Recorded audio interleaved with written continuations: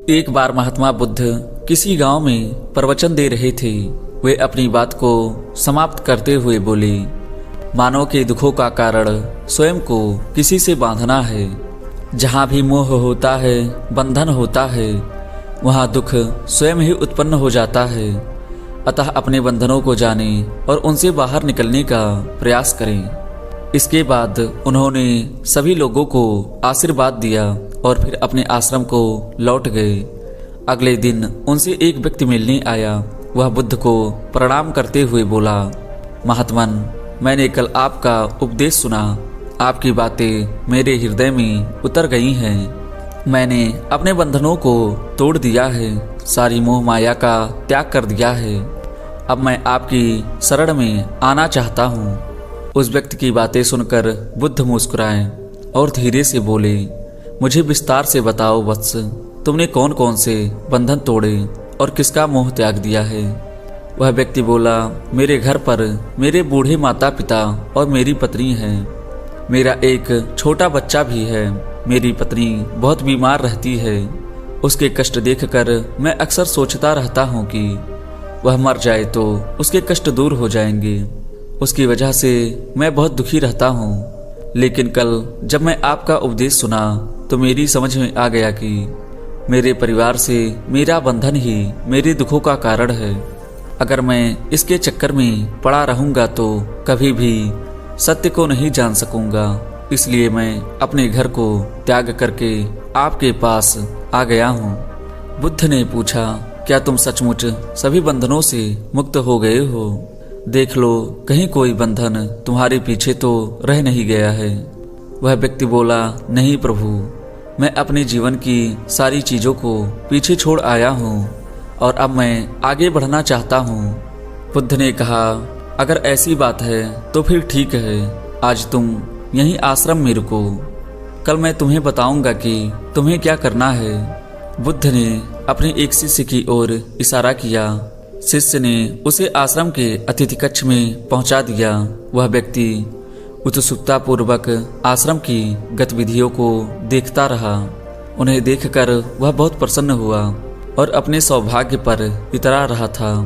अगले दिन बुद्ध ने उस व्यक्ति को एक कार्य सौंपते हुए कहा, तुम्हें पूर्व दिशा में जाना है। वहां पर तुम्हें एक गांव मिलेगा। गांव के बाहर ही एक साधिका का घर है।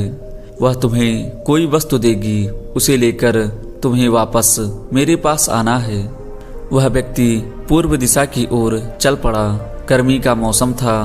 कुछ ही देर में वह पसीने से तरबतर हो गया। उसे प्यास भी सताने लगी। वह सोचने लगा कि अगर इस समय मैं अपने घर पर होता तो इस तरह गर्मी में पसीना नहीं बहाना पड़ता। कुछ दूर और चलने पर उसे भूख भी सताने लगी, पर वह एक सुनसान और बंजर रास्ता था। आसपास ना तो कोई पेड़ था और ना ही कोई पोखरा तालाब। वह पुनः सोचने लगा कि अगर मैं इस समय अपने घर पर होता तो अपनी पत्नी के हाथ का बना स्वादिष्ट भोजन कर रहा होता। पता नहीं क्यों बुद्ध ने मुझे इस गर्मी में इतनी दूर भेज दिया है। काफी देर तक चलने के बाद वह व्यक्ति उस गांव में जा पहुंचा। गांव के बाहर ही एक घर बना हुआ था। उसने घर के दरवाजे पर पहुंचकर उसे धीरे से खटखटाया। दरवाजे को एक साधिका ने खोला। उसके चेहरे पर एक अद्भुत तेज था। वह व्यक्ति उसे देखकर मंत्रमुग्ध हो गया। साधिका ने उसे अभिवादन करते हुए कहा, मैं जानती हूँ कि आपको बुद्ध ने भेजा है, आप अंदर आ जाएं। वह व्यक्ति घर के अंदर चला गया। साधिका के कहने पर उसने पानी से हाथ मुंह धोया और एक चटाई पर बैठ गया। साधिका ने उसके सामने भोजन की थाली रख दी। वह जल्दी जल्दी भोजन करने लगा। अचानक उस व्यक्ति की नज़र साधिका के पैरों पर पड़ी। उसके पैर बहुत सुंदर थे। वह उन्हें देखता ही रह गया। तभी साधिका ने उसका ध्यान भंग किया। वह बोली, जिस व्यक्ति को बुद्ध के चरणों में स्थान मिल जाता है फिर उसे किसी अन्य के चरणों की कोई आवश्यकता नहीं पड़ती। साधिका की बात सुनकर वह व्यक्ति लज्जित हो गया और नजरें नीची करके चुपचाप भोजन करने लगा। भोजन करने के बाद साधिका ने कहा, आप बहुत दूर से आए हैं, थक गए होंगे। यहीं चटाई पर लेट जाएं, मैं पंखा कर देती हूँ। वह व्यक्ति बहुत थका हुआ था। वह चटाई पर लेट गया और अपनी आंखें बंद कर ली। साधिका उसे पंखा करने लगी, पर लेटने के बाद भी उस व्यक्ति को चैन नहीं आया। उसने धीरे से अपनी पलकें खोली और चोर निगाहों से साधिका को देखने लगा। वह सोचने लगा, यह स्त्री कितनी सुंदर है, इसकी वाणी कितनी मोहक है। अगर यह मेरी पत्नी होती तो मेरा जीवन स्वर्ग बन जाता। साधिका उसके मन की बातें समझ गई। वह बोली, शरीर में कुछ नहीं रखा है, यह केवल मांस, मज्जा और अस्थियों का जोड़ है। जो व्यक्ति इसके आकर्षण से मुक्त हो जाता है वही सत्य को प्राप्त कर पाता है। यह सुनकर वह व्यक्ति घबरा गया और चटाई से उठ बैठा और बोला, अब मुझे बुद्ध के पास जाना चाहिए। कृपया आप मुझे वह सामान दे दें जिसके लिए बुद्ध ने कहा था। साधिका ने मुस्कुराकर जवाब दिया, बुद्ध ने आपको जिस कार्य के लिए यहाँ भेजा था वह पूर्ण हो चुका है। साधिका की यह बात उस व्यक्ति को समझ में नहीं आई। वह दरवाजे की ओर बढ़ चला।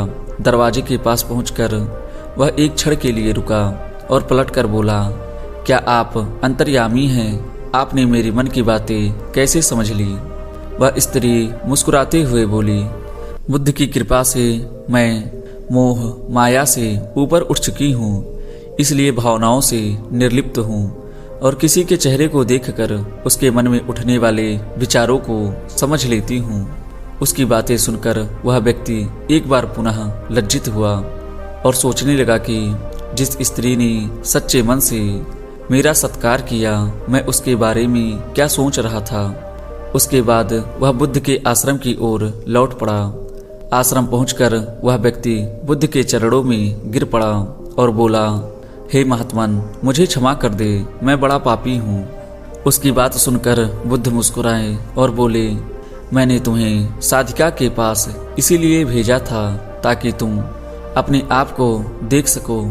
अब मुझे बताओ, क्या तुम सचमुच मोह और बंधन को त्याग चुके हो? वह व्यक्ति कुछ नहीं बोला।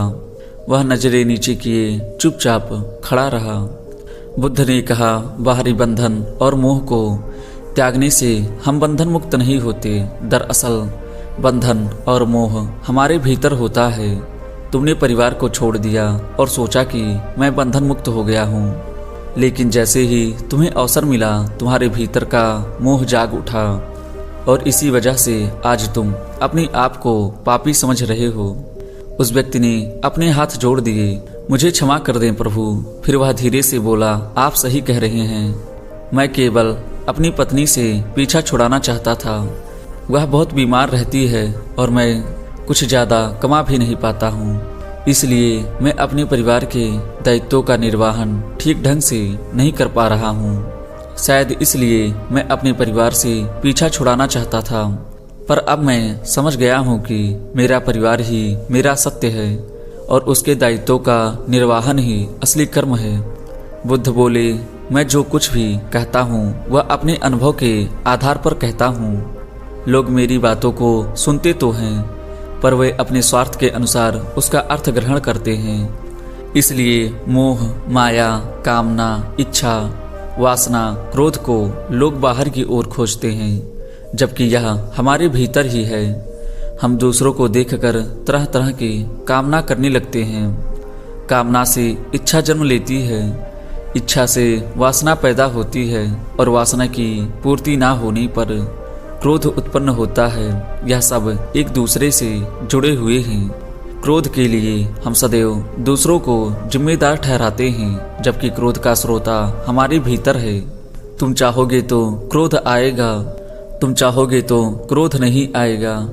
इसी तरह बंधन बाहर नहीं होते, हमारे मन में होते हैं। हम मन से ही किसी से बंध जाते हैं और मन के कारण ही हम दुख पाते हैं। लेकिन जो व्यक्ति इन बातों की गहराइयों तक पहुंच जाता है वह दुखों से हमेशा के लिए मुक्त हो जाता है।